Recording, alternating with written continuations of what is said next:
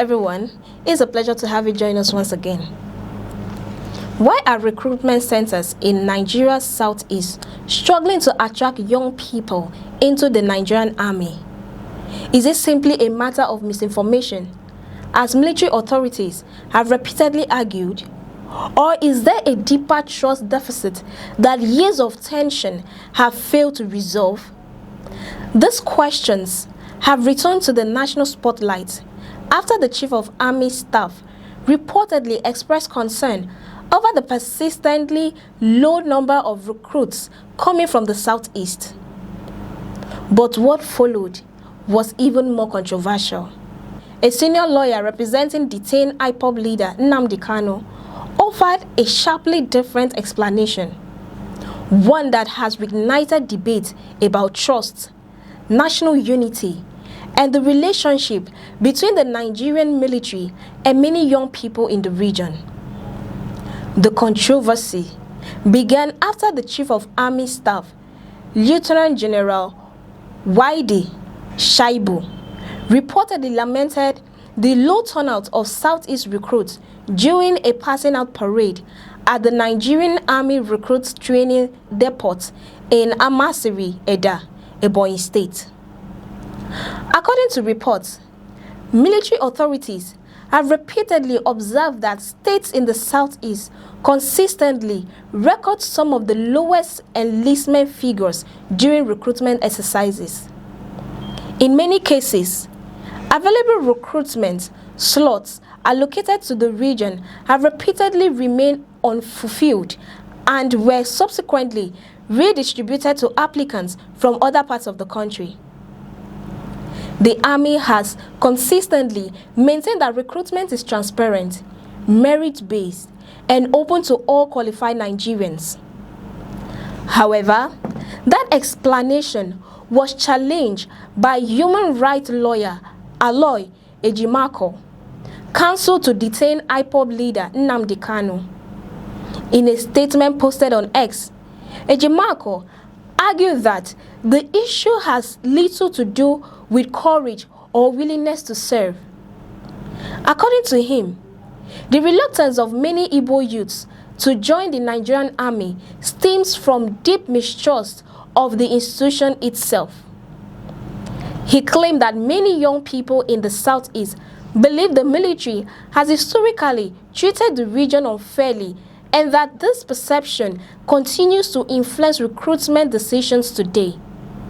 These are Ejimako's claims and opinions, which have not been established as fact. Ejimako went further, arguing that many young people from the southeast feel marginalized by what he described as an ethnically unbalanced leadership structure within Nigeria's security institutions.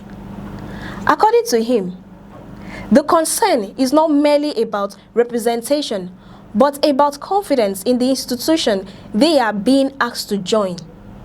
He suggested that many potential recruits question whether they would be treated fairly within a system they believe does not adequately reflect Nigeria's diversity.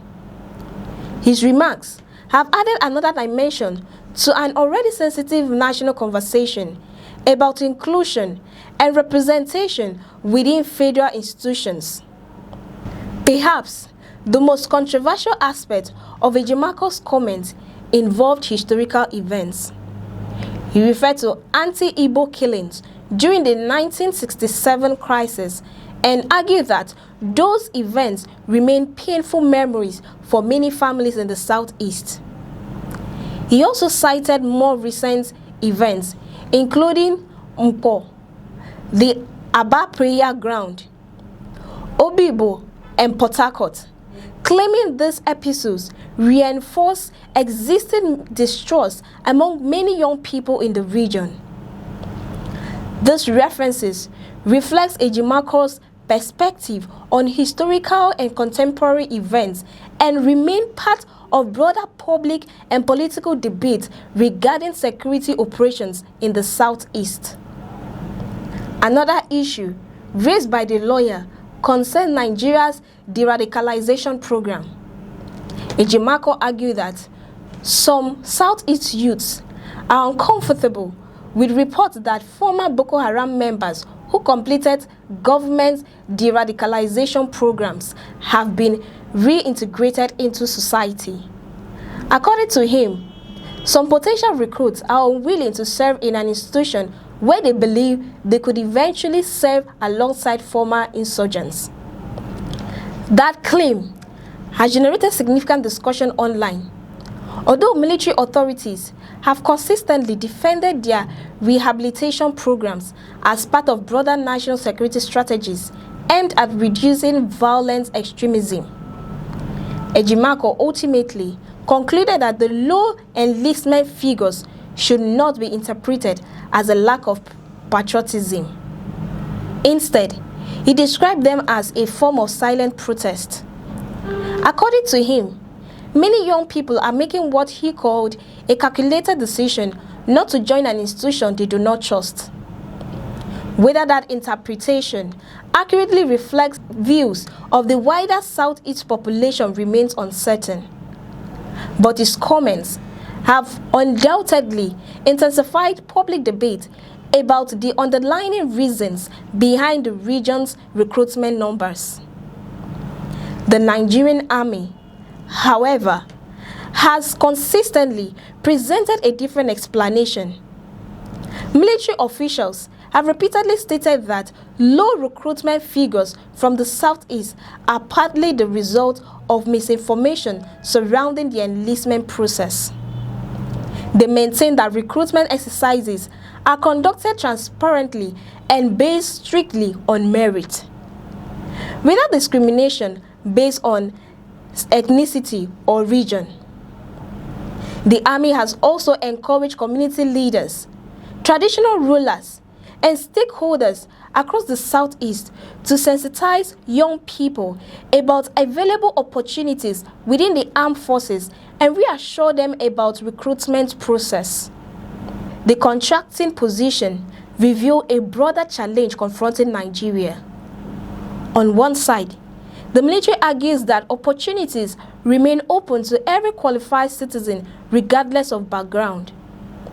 On the other, critics such as Ejimakor contend that rebuilding confidence requires addressing long-standing concerns about trust, representation, and historical grievance. Whether one agrees with the Army's position or with Ejimakor's assessment, the debate highlights the importance of public confidence in national institutions. Recruitment into any armed force depends not only on eligibility, but also on the willingness of citizens to believe that the institution represents them fairly.